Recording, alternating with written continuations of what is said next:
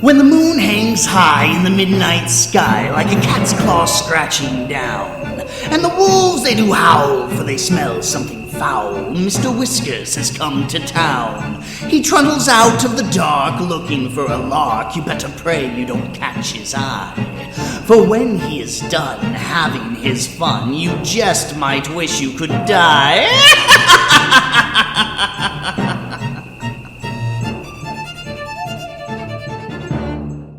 Good evening, kiddies. Welcome to the Mad Catter's Tales to Tell. It is I, your host, Mr. Whiskers, and I am here for a very simple purpose: to tell stories.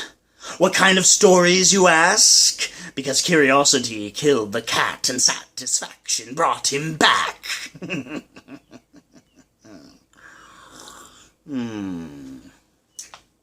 Well, I do happen to like things dark and macabre, so horror stories come to the front of the line. I also enjoy weird fiction and tales of creatures from the outer dark whose very existence will split your mind, and they enjoy some non-Euclidean geometry from time to time. But most of all, I enjoy fairy tales. Why fairy tales, you ask? Well, that is a silly question, because you see, fairy tales speak to a very primal part of humans' existence. Back during a time when we told stories in the dark of night, meant to give everybody a bit of a fright, long before anyone could read or write. Yes, these are fairy tales, these are folklore, all stemming from an oral tradition, eventually penned to paper and logged, particularly and most notably by the Brothers Grimm. And I'm not talking about your Disney Brothers Grimm. Oh no, I'm talking about the ones who like to talk of cutting off parts of one's foot to fit a glass slipper. Yes. And you see, fairy tales cover a multitude of purposes. They might be simply full of delight and whimsy, nonsensical stories to get the children to laugh, or vulgar ones to get the adults to laugh. They also might be a way of explaining certain medical conditions that nobody had the knowledge to discern at the time, like why you would awake in the middle of the night, unable to move, as something was sitting on your chest, and your breath was caught tight, and you was pretty sure you would die of fright when that thing looked into your eyes that night. No, that wasn't an elf. That was sleep paralysis. Not like it could be something ridiculous, like being caught between the realms of the waking and the dream, where you can see the things that exist in between. Nothing like that. Nothing at all like that.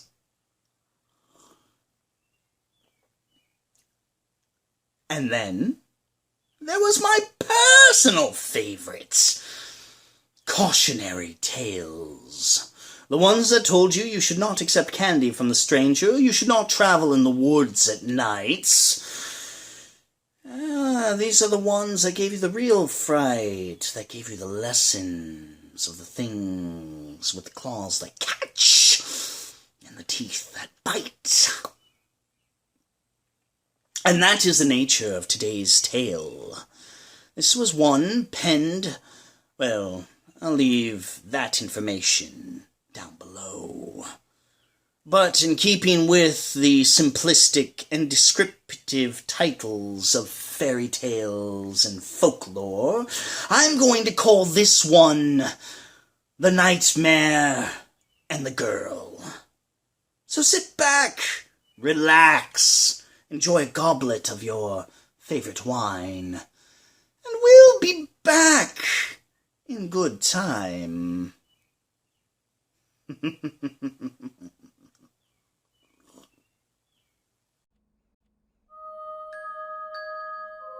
Once upon a time, nightmares roamed the countryside hunting for prey, Their preferred meals varied depending on personal tastes, but a great many of them had a fondness for humans of one form or another, male, female, young, old, and just about everything in between.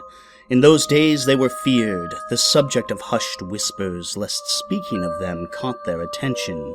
But that eventually changed. As technology advanced and the teeming throngs of humanity gathered together in cities for protection, the nightmares found they were no longer considered actual threats.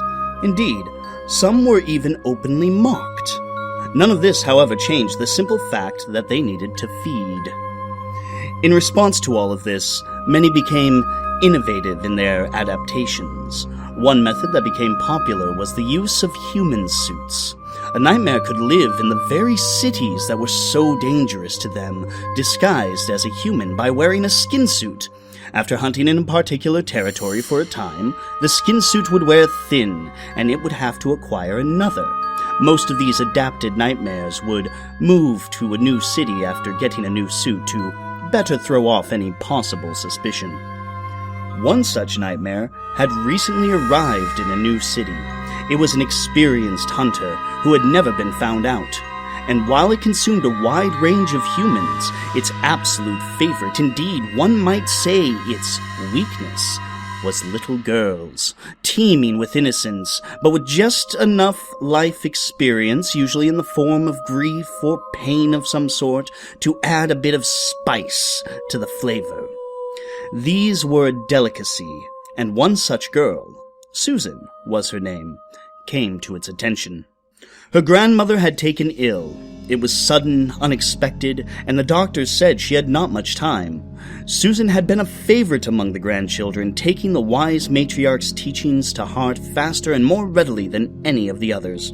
This was why, in those final moments upon her deathbed, the elder asked that all leave the room save her granddaughter, so that she might impart upon her one final lesson.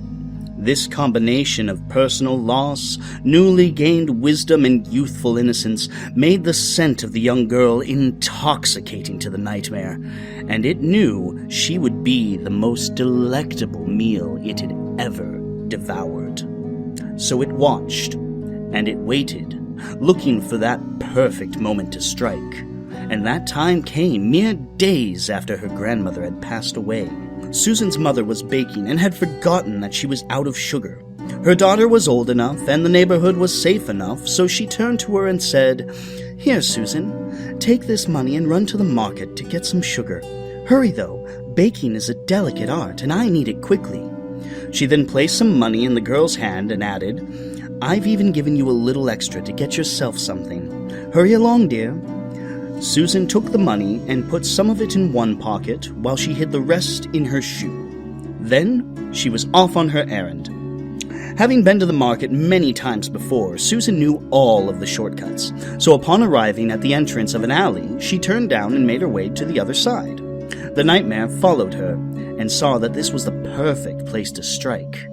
For Susan's part, it was a safe neighborhood, and she had traversed this path many times before, but neither she nor the nightmare had expected her to run into 3 bullies from her school. They pushed Susan around, and even shoved her to the ground as they demanded her money. But she did not let herself get angry. Fighting right now would only cause more problems, and her grandmother had taught her better than that. So the girl got up and brushed herself off. "Okay, all right. Here you go. Now let me leave. I'm in a hurry," she said as she reached into her pocket and handed over the money her mother had given her.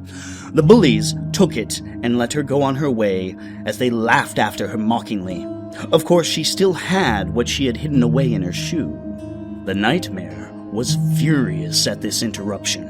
It had to hold off the attack. Too many things might go wrong that could spoil the meal. Susan could escape, fear might corrupt her meat, or worse, someone might recognize the skin suit and then get away, and then everybody would know that a nightmare was hiding amongst them.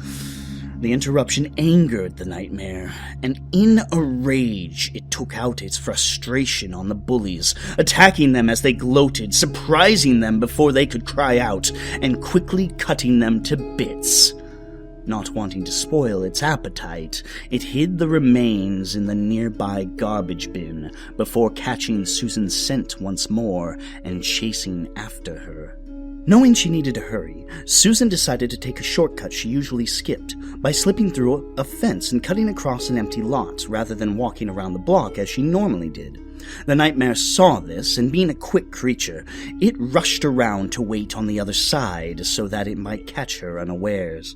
Right as she was about to slip through the hole in the fence to enter the lot, Susan noticed a young boy crying and alone. She knew she needed to hurry, but she couldn't leave an even younger child in need. Her grandmother had taught her better than that.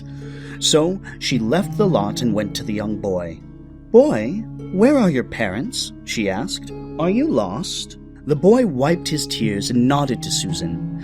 "Yes, I wandered away from my mother and now I can't find her," the boy managed to explain.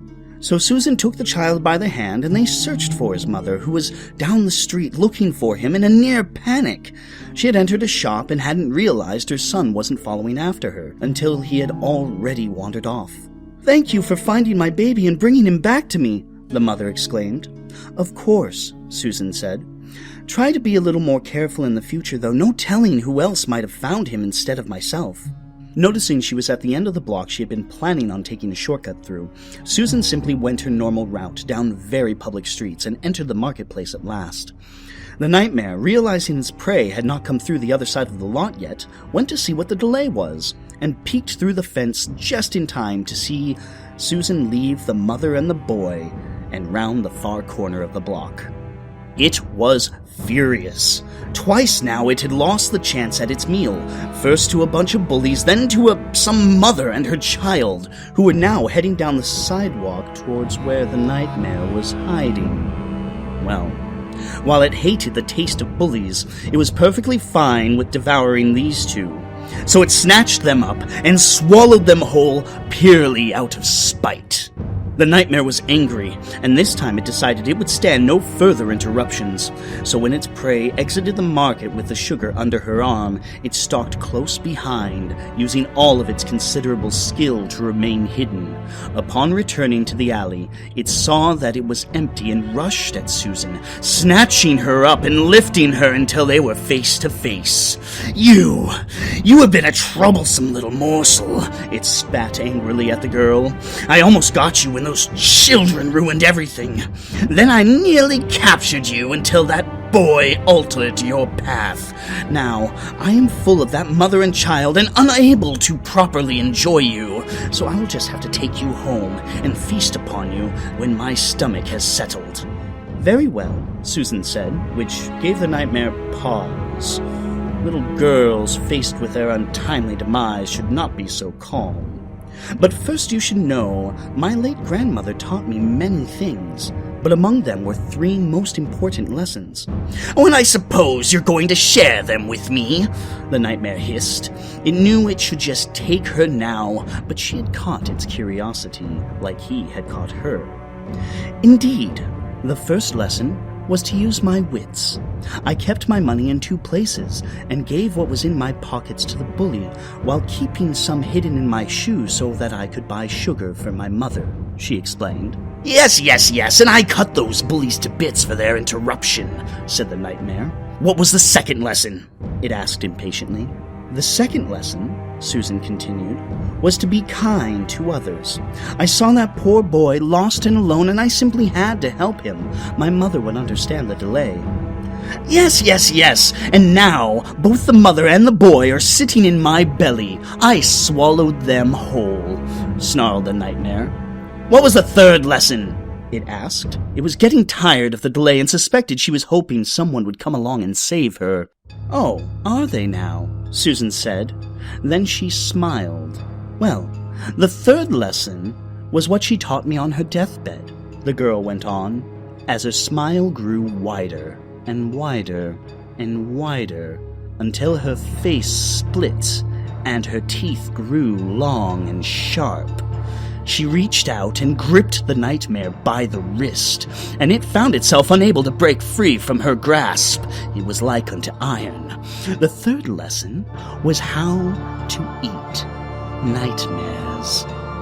And with that, she ripped the nightmare open, freeing the mother and the little boy from its belly before she began to devour it right there in the alley.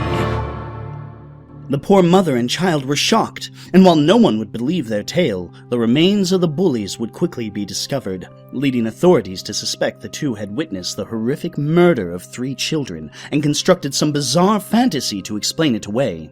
Susan, meanwhile, returned home, and her mother went on to bake the celebratory cake. You see, they had noticed the nightmare stalking Susan earlier, and while they had planned to lure it out later that evening, it proved serendipitous that it struck during her errand, saving them time and allowing them to celebrate that much earlier the coming of age of a new Eater of Nightmares. Welcome back, mortals! I hope you enjoyed that delightful yarn. Ha! As you can probably guess, the moral of the story is very simple. No matter how great a hunter you are, no matter how deadly you think you might be, you probably don't have to travel very far to find something that looks at you and gets hungry.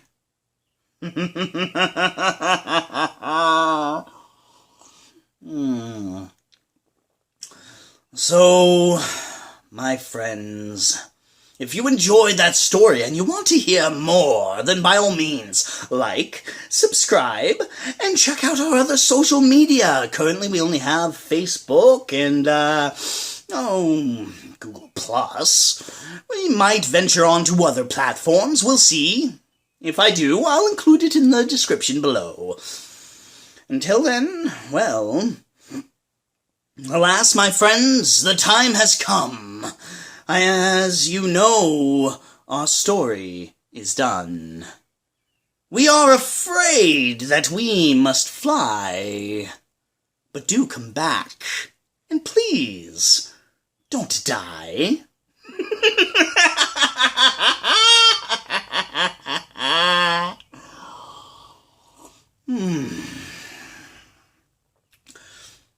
Pleasant dreams. And remember, kiddies, have a very merry unbirthday.